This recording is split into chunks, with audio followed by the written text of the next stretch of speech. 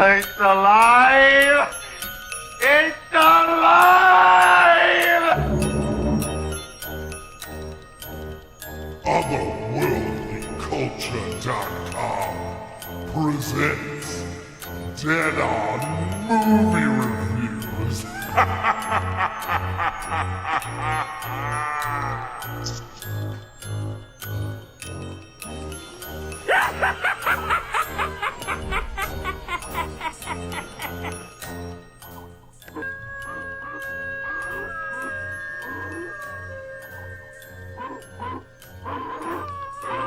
Salutations and mutilations. You're listening to Otherworldly Culture presents Dead On Movie Reviews. Tonight, we will present horror movie reviews and lively debate here on Otherworldlyculture.com and on future select Thursdays at 8 p.m. Eastern. You can join our live chat at that time by clicking on the live shows link on Otherworldlyculture.com.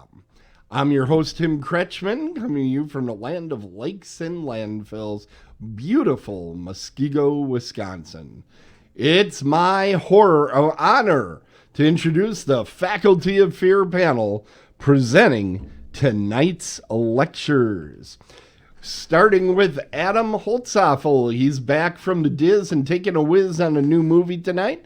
And as usual, he's exhaustively searched every nook, every cranny, every dark corner of the internet, and then clicked on the button marked Shutter on his streaming device. Here he is. He's the Taco King. Here's Adam. How's it going? It's going great. So glad you could join us today. It's been a while since we had a show, and it's always good to get together with you guys. All right, next is Mike Exler. He's back again as the denizen of the dismal, the purveyor of the putrid, that exciting exclaimer of glorious gloom wrestling up from his stony tomb. He's the monster, the mad, the ghoul, the glad, and that sack of mumbling, moaning pus that barfs out baloney. He's the one, and there's many, but he's our very own panel purveying provocateur. He's Coach Michael Exler. Hi, Tim. It's nice to be on. How are you? I'm doing great. It's kind of good to get back into the groove on this show. I've been doing a couple dead on the bases, and we're taking our mid, what do they call it, 7th inning stretch, though we're doing it at the 5th inning because it's awful long. You know, it's a long season. So we're taking a little break there, and we're sneaking in a dead-on movie reviews. So pretty exciting. And you know what? People are waiting for these reviews. Let's get things started. We're going to go to Adam. Adam, what have you been watching? So I hit the button that said Netflix this time instead of Shudder and watched Thanksgiving from Eli Roth. Started out as part of Grindhouse, a generic trailer in 2007 between the double features that finally got made into a film. Had some solid gore. Acting was good as well paced, but fell a little flat for me. It follows these group of teens who break into a store on Black Friday or Thanksgiving night, and kind of causes a few deaths, ruffles some feathers, so to say.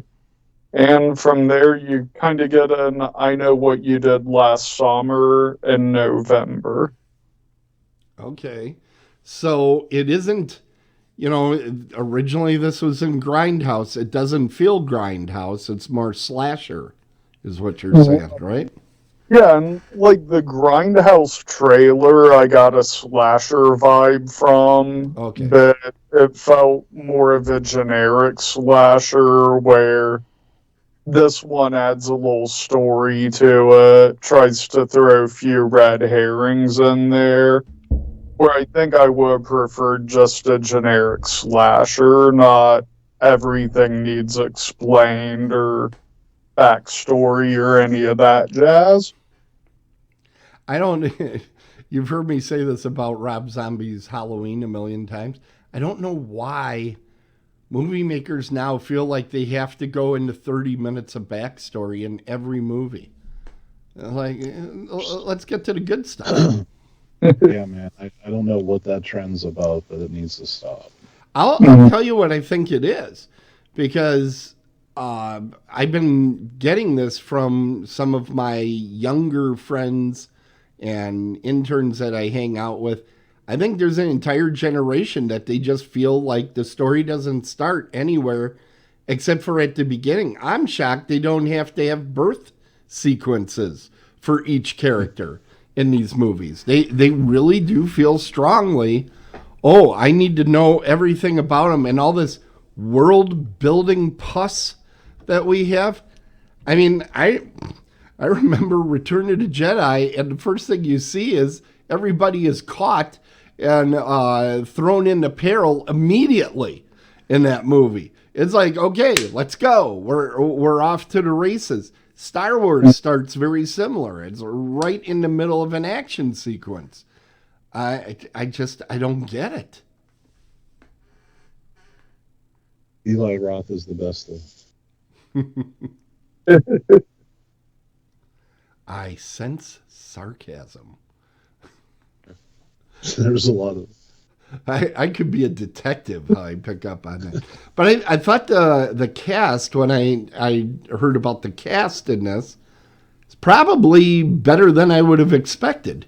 Getting Gina Gershon in there and Patrick Dempsey, right? Yeah, and then I forget the guy's name, but he is in Hostel and a few other Eli Roth flicks too, so had a little bit of a callback there. Okay. Patrick Dempsey has the worst Boston accent in the history of the world.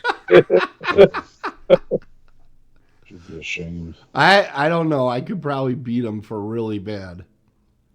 Because my Boston accent is basically just reciting the line from Jaws. What line? The line. Yad, she's playing in the car, not so far from the yard. It's actually better. I get you an Academy nominee right there, Tim. Let me, just so people know, I'm not a professional. I feel like I have to tell people that because they probably think I am at this point.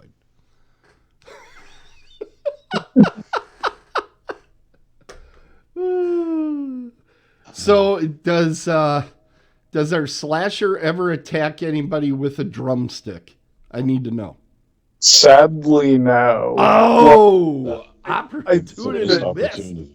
I think if they did, that would put it up there with the Blood Fart Lake movies where the killer attacks with corn cobs. Like, so many Thanksgiving items could be used as weapons. Oh, like, absolutely. Such a missed opportunity. Wow. Yeah, maybe this movie's just a turkey. Yeah, I mean, that's somebody with a wishbone, Oh yeah, and it's a meal. There's like 500 knives on the table to start off with. Somebody's allergic to cranberry sauce. Oh my gosh! Now, how does this stack up against Thanksgiving, though? Honestly, I'd probably watch Thanksgiving again before I watch this again. Wow. Ouch. That's gotta hurt. Okay. Are you ready to score or? Yeah, I am. Mike, did you have any thoughts? I know you saw this as well. Yeah, that movie it was trash. Typical Eli Roth. Let's just throw some gore at the screen. I agree with Adam that it should have been just a generic slasher, and we didn't need the whole backstory about Walmart and whatever, and just didn't care. There was one thing that I hated in particular, like I mentioned when I reviewed it. I don't know when I did; it was a while ago. But the entire time the slasher is obviously a human, it's a guy. Mhm. And he kills people in a manner that a guy can do it. And then there's one kill where he just twists someone's head around. And to me, it's like, well, you can't do that. It's either a monster or it's a human, and I don't think any human can twist someone's head around. So that was my biggest complaints. It's just Dude, blah. you have never seen me, man. I can handle it. No problem. It's all about getting a good grip. Pull in the wrist. Well, yes. All right, let's lay it on me. What are we looking at here? Yeah, I'd give it like a C minus. Wasn't great.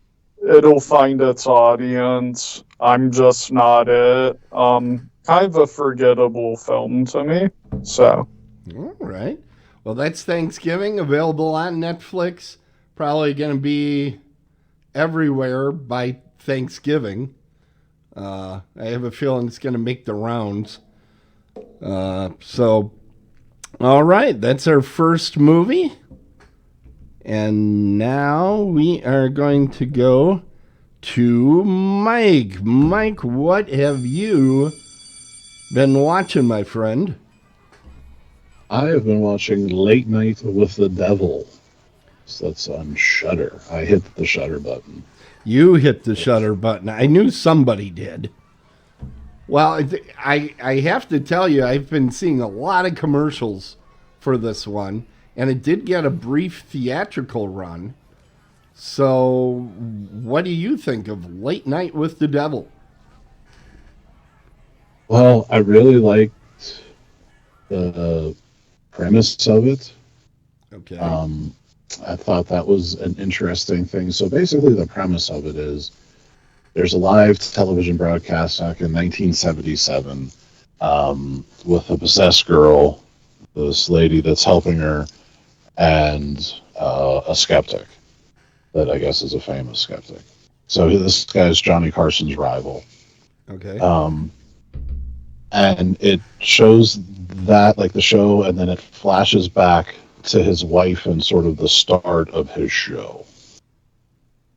So I found that they spent way too much time on the backstory and his wife and all that drivel that nobody needs to listen to or watch.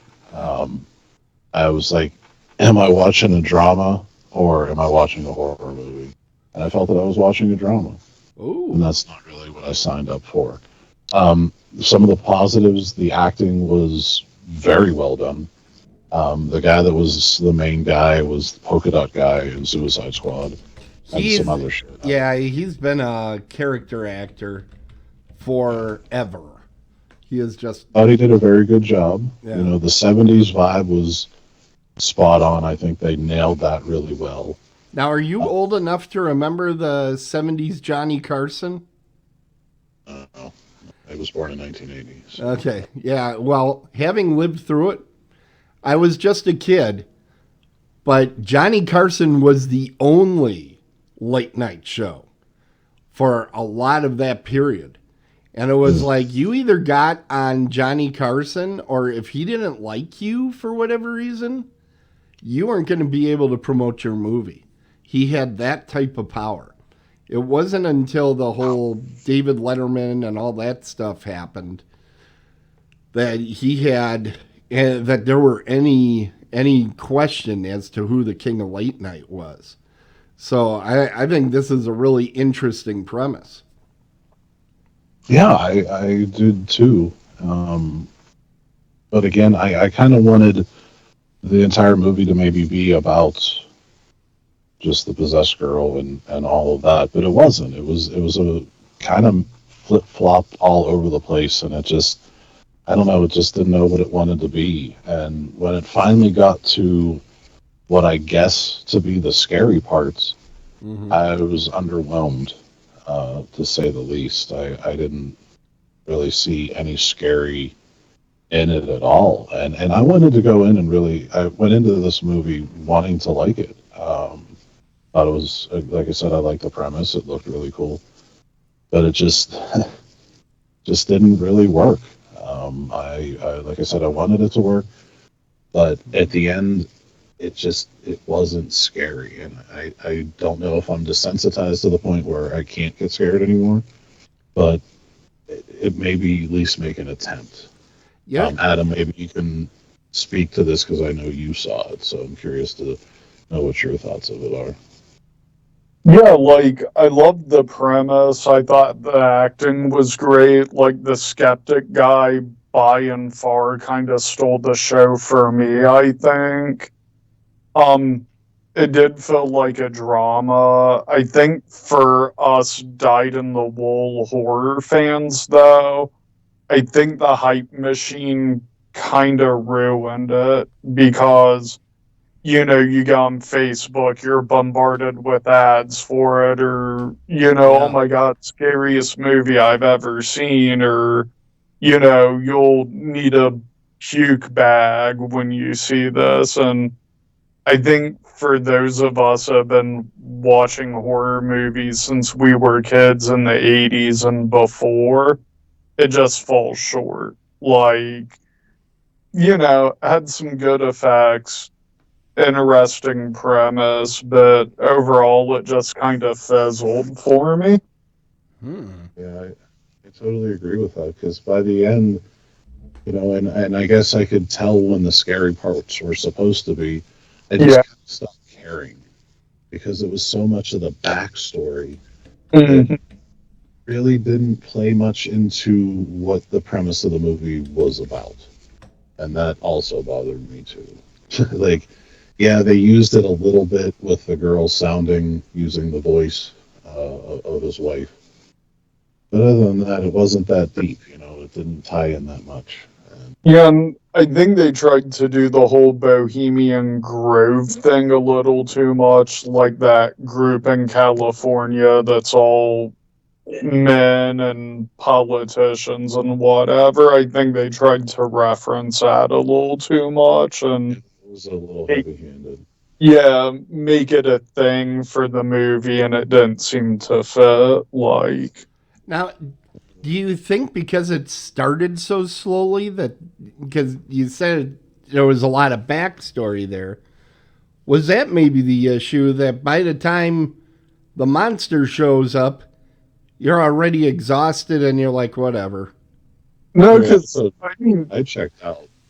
yeah, Um, like I checked out, but there's that one scene about what was it? I'd say maybe 20, 30 minutes in of the guy that wasn't the skeptic. He is the first guest they brought out oh where yeah, the medium. yeah, the medium where It shit was gets really good kind of too. bonkers, but then it slows back down and it's kind of a crawl to the finish line from there. Now, is this an A24 film? No, It Because feels like it it your does have review a is telling me it's kind of like A24 because that's a page out of A24's book is lots of ads telling people how people fainted during screenings and one person had a heart attack and all that sort of bullshit. yeah, but I mean that even predates A24 with Psycho and The Oh, Exorcist. Like all those films have used that gimmick. It's just absolutely. how effective is it?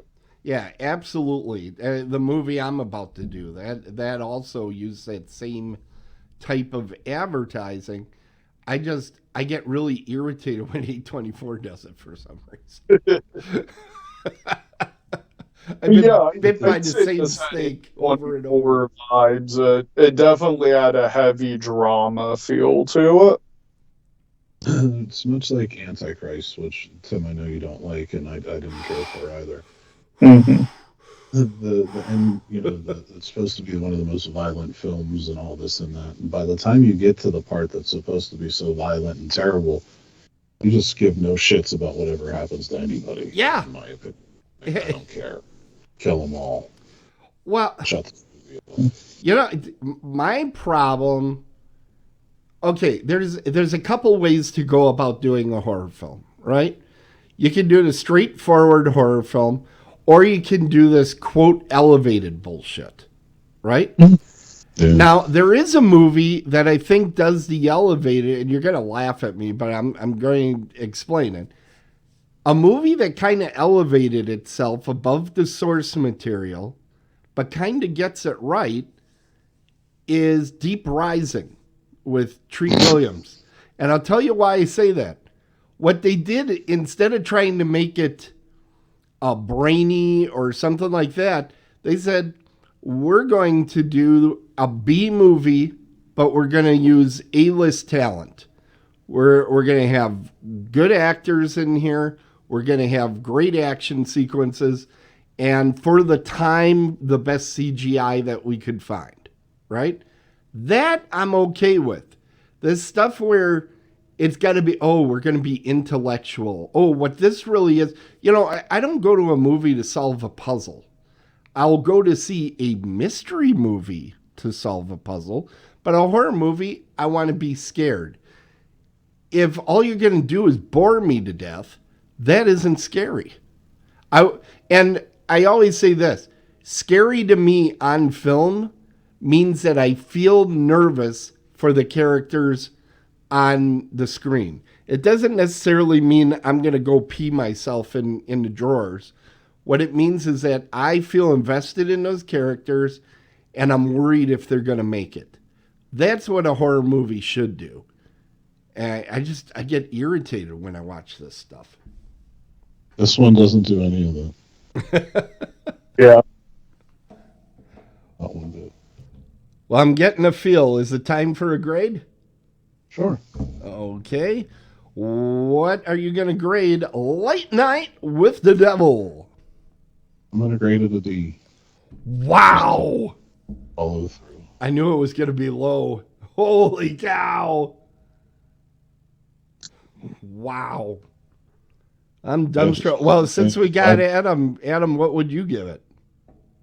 I'd give it a C minus. Like, it's gonna have its audience. It's just not me.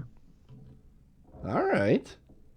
Wow. There were parts I liked, parts that just bored me to death. So I am a little bit surprised. I knew you were gonna, when you were giving the report, I was like, okay, this isn't gonna get a good grade, but all the way down to D. Wow.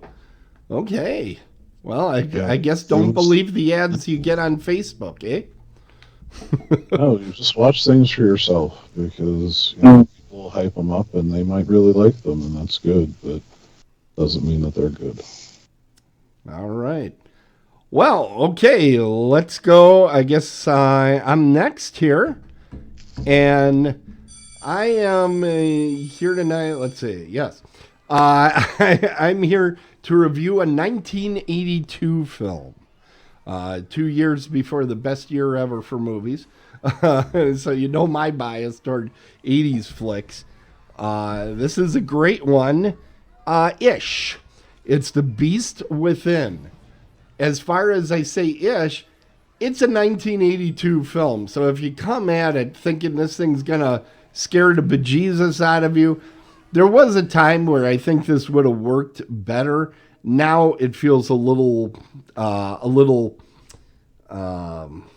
creaky in its age, but it does some things really well. Like one of the things it does, in the first scene, it's a young couple having car trouble, and Ronnie Cox, who's the groom, he goes to back to a service station. He starts walking back to a service station to help his bride, who is played by Bibi Besh, who you might remember was the first victim in Tremors.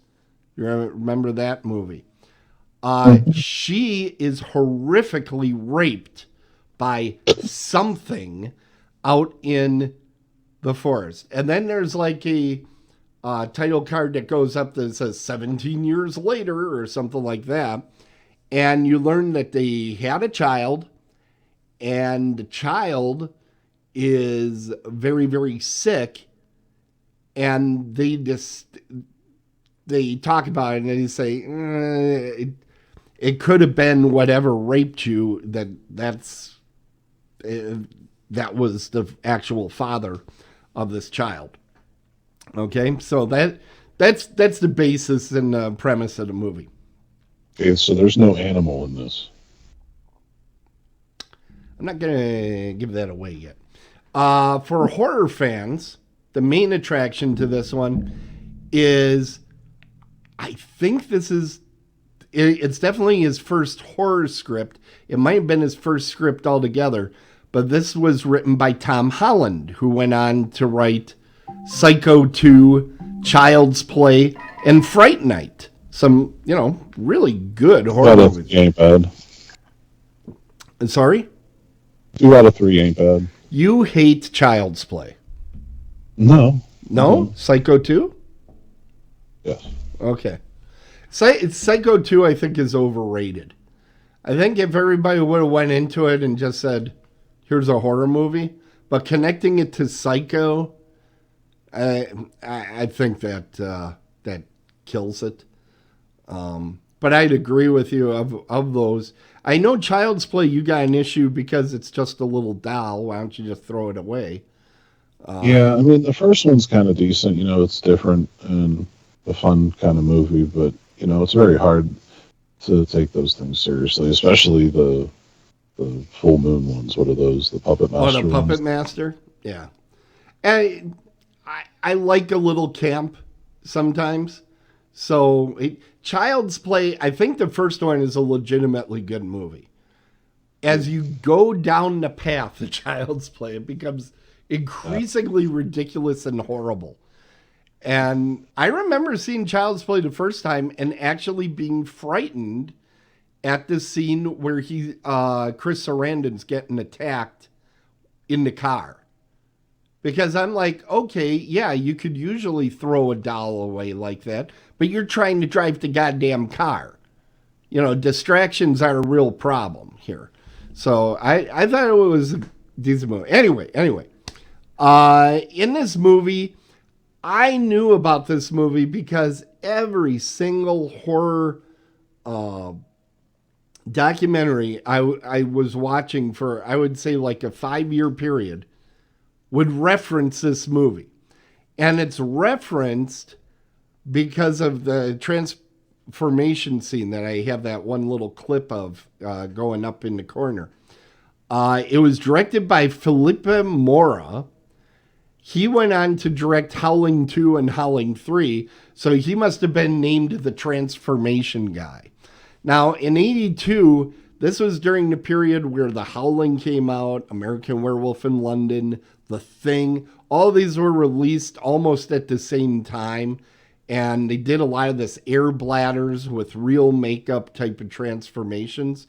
This was one of those movies. Now, this is kind of an interesting monster movie because to a certain extent, it's a ghost revenge story. And it's related to cicadas, which if you know anything about cicadas, they really surge in population every 17 years. And then they seemingly go dormant, and then they're really big again. I don't know why. There's some science behind it, but that's something about cicadas. And they had that was somehow connected with the creature in this movie. Here's the thing I'm going to tell you about this. I watched the movie, and it works, but I'm like, a lot of this doesn't make sense. I'm just like, what does this mean? What does that mean? The MPAA apparently made Swiss cheese of this movie and made them get rid of a lot of scenes that had exposition in them. I didn't understand the movie until I read the trivia in IMDb. That's not good. No. That's not good. I'm surprised this movie does get a lot of, people talking about it. I'm surprised nobody has gone back and put together a cut that, makes it coherent. Again, I'm not the guy that needs everything explained to me. So I was like, okay, the movie's all right. But once I read trivia, I went, aha, there we go. It wasn't really a surprise. It was like you felt like there was a thing missing. In particular, how did this even start? It just kind of happens, and you know that they had an explanation for what was going on, but it wasn't in there. So you're like, all right, people sometimes turn into giant monsters. Okay. Now, I talked about Ronnie Cox, who you met, Mike. And did you interview him multiple times or just once or? Just once. Okay. So. I was there for that one. You did a great job with him. He actually provided some of the country music that's on the soundtrack. Yeah. But he and BB Besh are really the lead actors of this movie. They're the parents of the monster kid. There's a doctor in this small town that they go to. He's played by R.G. Armstrong. And unfortunately, I didn't grab a picture of him because he's one of those guys where you go, that guy. Well, I guess he's there looking at the x-rays, but you could never figure out him from that picture. He's one of those guys, you've seen him in about every television series you've ever watched as a kid. He was all over television through the 80s and the 90s. He was just always there. So he, I think, does a fantastic job. Ronnie Cox and BB Besh, they do a good job. But our lead villain, played by Paul Clemens, this guy is suffering from overacting-itis. He is a little over the top. And, there's a couple different ways to play somebody that's turning into a monster. He's just a little bit beyond that. So I wasn't real pleased with that. Now, I will mention these are practical effects. The effects are dated. Do not expect to see, one of those fancy morphs that were all in vogue. In the early 90s. There's no digital effects. This is all the air bladders and, prosthetics and that sort of thing. It's dated, but it was state of the art at the time. So if you can kind of put that on the back burner, I think you'll have some good fun with it. I'll tell you the feel you get for this movie. Did either of you ever watch Kolchak the Night Stalker? No. Okay. Yeah. If you have, you're going to know exactly what I'm talking about. Because Kolchak the Night Stalker, in my mind, was one of the best scary shows on television. A lot of people reference how it affected them. The guy, I forget the guy's name that created the X-Files, but he said he was heavily influenced by Kolchak the Night Stalker. It stars Darren McGavin, who you might know as the dad in The Christmas Story. But he also played Mike Hammer. He was one of these great character actors, and he was like a reporter that would chase down monsters. He was a monster hunter. That show, it had a fair amount of comedy relief because the character that Darren McGavin was playing was kind of over the top and folksy and almost like a Columbo-esque type of caricature. But the show was always creepy. You know what I mean? It was just like they were playing the organ in the soundtrack, and it was just very gothic. Like an old Universal movie that wasn't self-aware, before Abbott and Costello got to it, where it was like, this is just a little grungy. I don't quite like this. That's what this felt like. The movie was just kind of like, and I think having the impetus of the plot being a rape really is what built that. You know, you sit there and you go, oh, this is not happy stuff. You know, this is really bad things that are going on the screen. It had an effective score, and it just keeps you like, I shouldn't be watching this. And that's great for this type of Is it movie. well lit? I'm sorry? Is it well lit? It is well lit. This is a Hollywood production type movie. They didn't scrimp. They had, at least some of the good actors were in here. Fair amount of gore, not a ton, but again, it's 1982. And, from my understanding, there was a hell of a lot more, but they weren't allowed to show it. It's a fun movie. Best part, of course, it's free on Tubi, so you don't have to spend a dime to watch this thing. I thought it was a lot of fun. Not like a home run, but I thought it was a good time. And sometimes that's all you need. I'm going to give this one a B. Going to give it a B. It very well could have been a B plus or an A minus.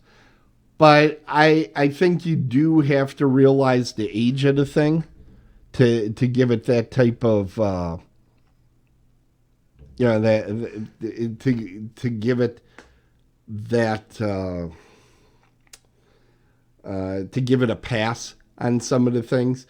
It is overacted.